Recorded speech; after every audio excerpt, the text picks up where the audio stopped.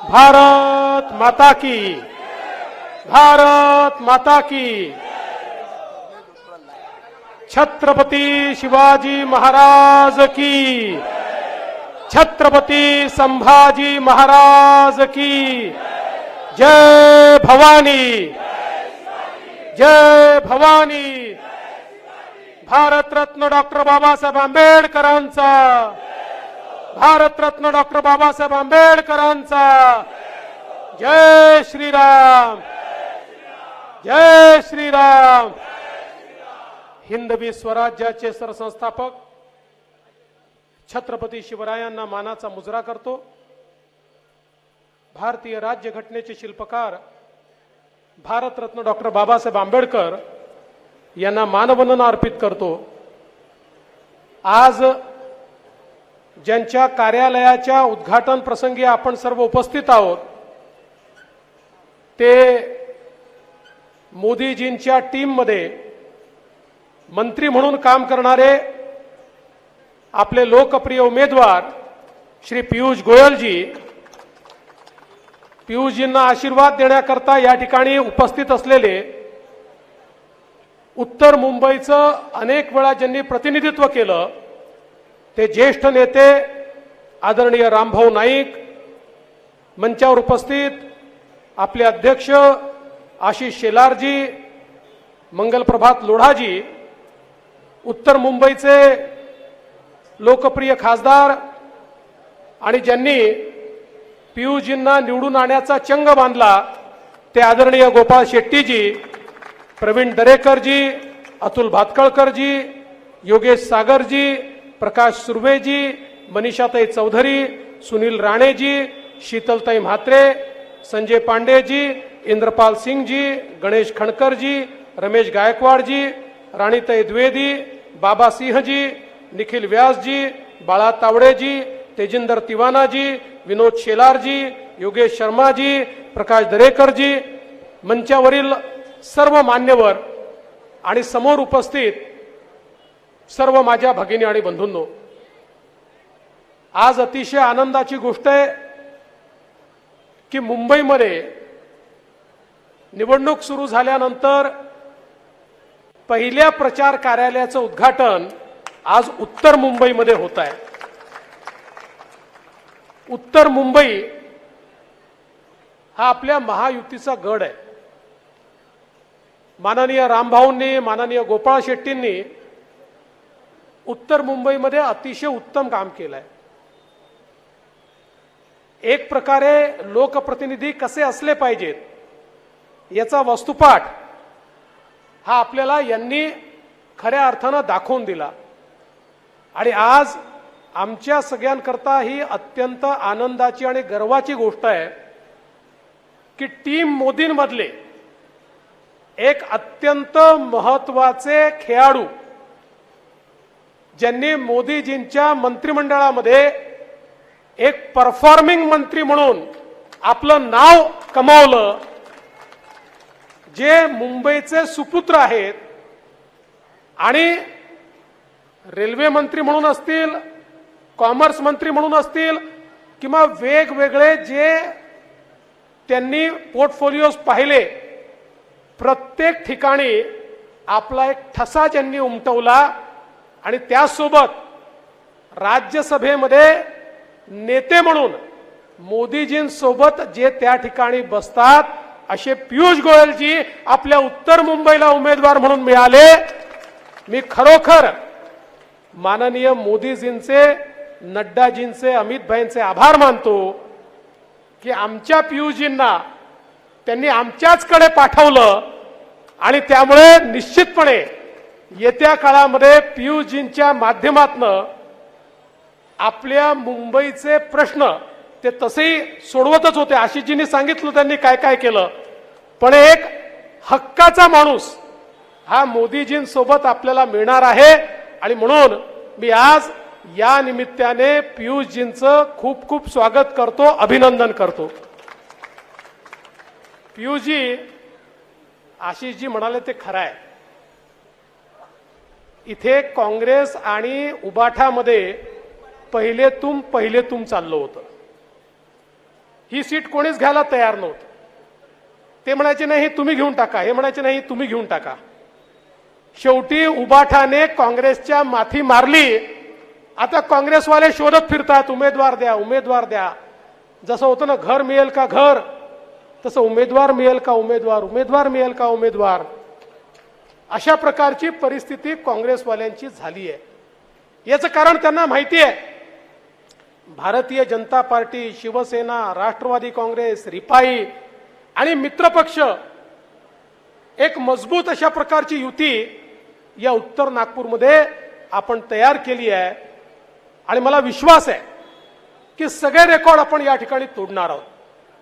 आज मुंबईमध्ये ज्या प्रकारे आपल्या सरकारने मोदीजींच्या नेतृत्वात गेल्या 10 वर्षात विकास केला, माझा सवाल आहे 25 वर्ष उद्धवजींच्या अधिपत्याखाली मुंबईची महानगरपालिका होती. एक काम ज्याने मुंबईचा चेहरा बदलला, चित्र बदललं, असं एक काम ते दाखवू शकतात का? मी सांगतो ते दाखवू शकत नाही. आज गेल्या 10 वर्षामध्ये आपलं सरकार असताना आणि आता एकनाथराव शिंदेजींच्या नेतृत्वातलं सरकार असताना मुंबईचा चेहरा मोहरा बदलण्याचं काम सुरू झालं.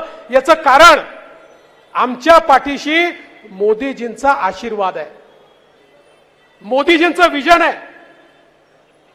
एखादं शहर कसं आधुनिक झालं पाहिजे, त्या ठिकाणी कशा सोयी मिळायला पाहिजेत, तिथल्या सामान्य माणसाच्या जीवनामध्ये काय परिवर्तन झालं पाहिजे, या संदर्भातलं मोदीजींचं विजन होतं.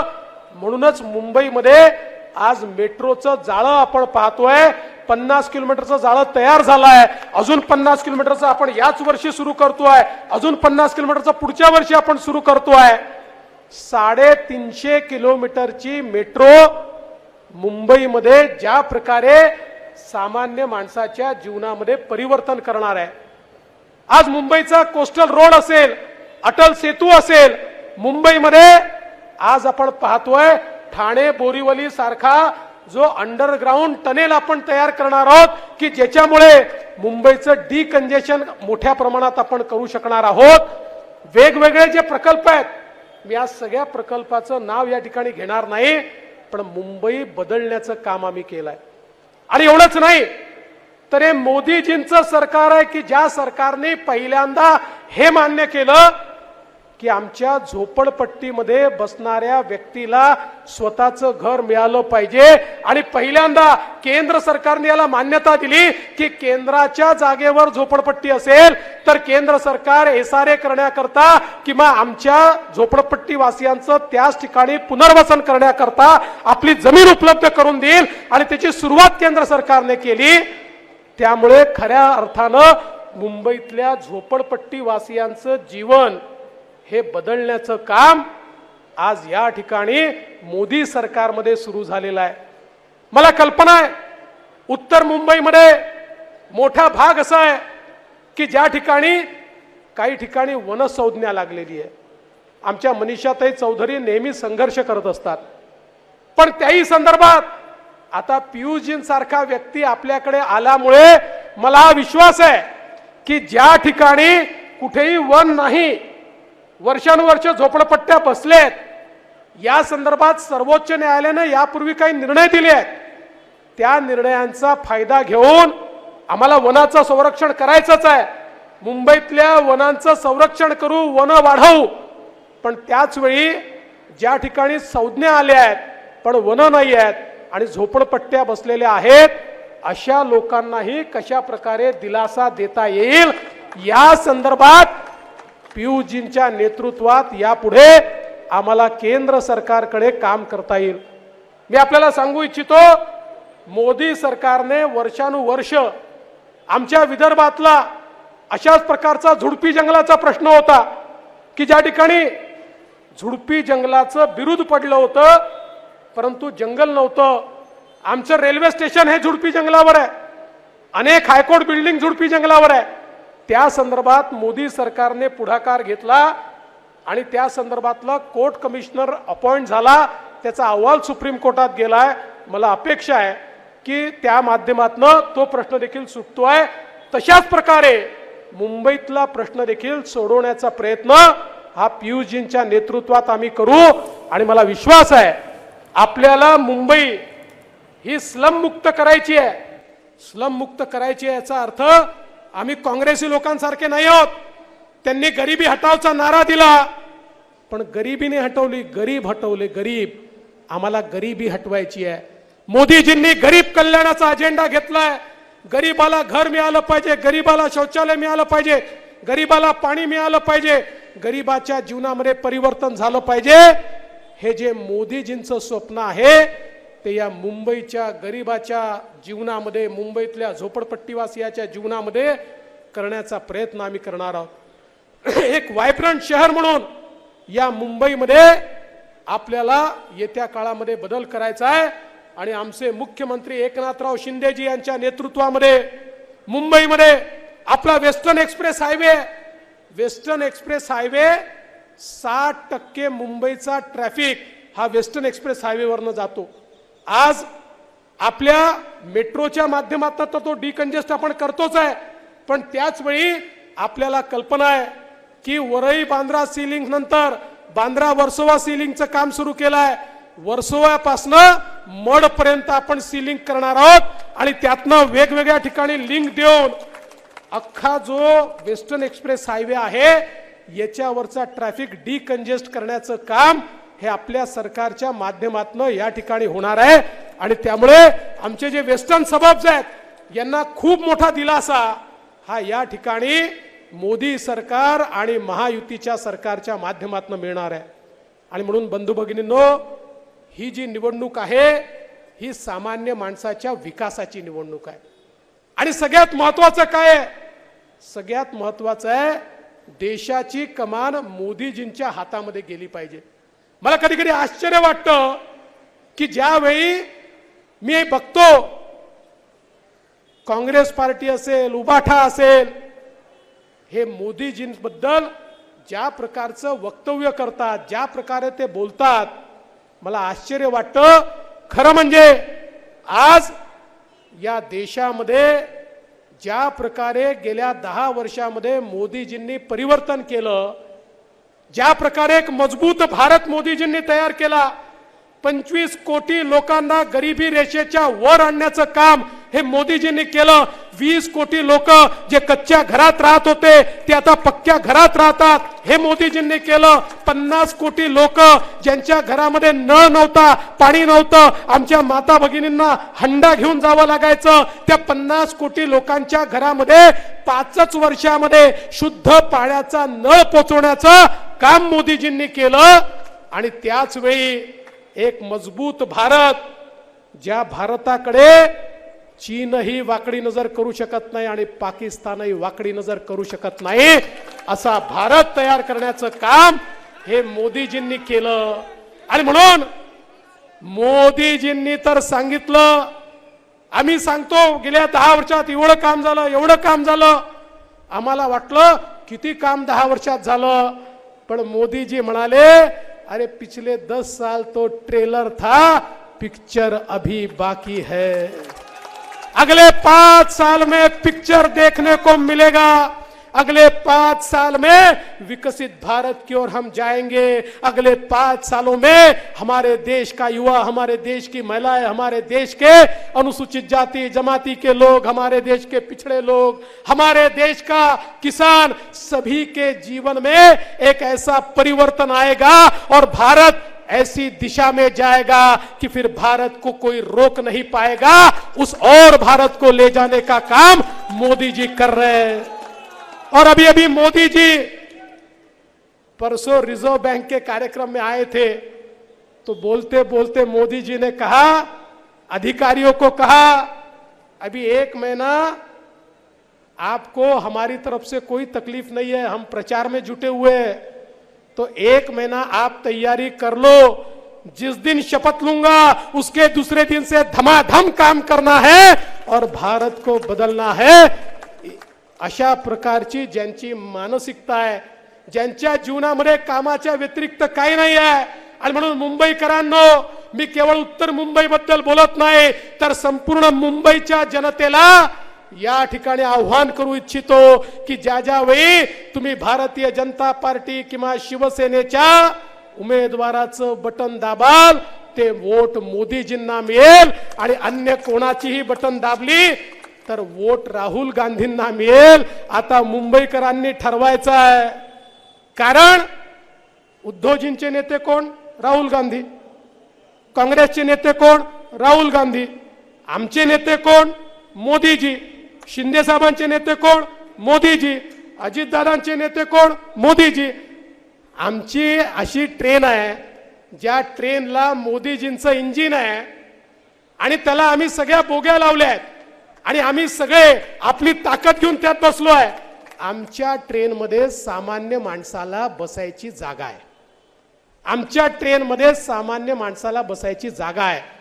पण हे जे काही इंडिया आघाडी तयार झाली आहे, या इंडिया आघाडीमध्ये प्रत्येक जण स्वतःला इंजिन समजतो, आणि त्यामुळे एक इंजिन बोरिवलीकडे नेतो, तर दुसरा इंजिन दक्षिण मुंबईकडे नेतो, एक उत्तरकडे नेतो तर दुसरा पश्चिमकडे नेतो.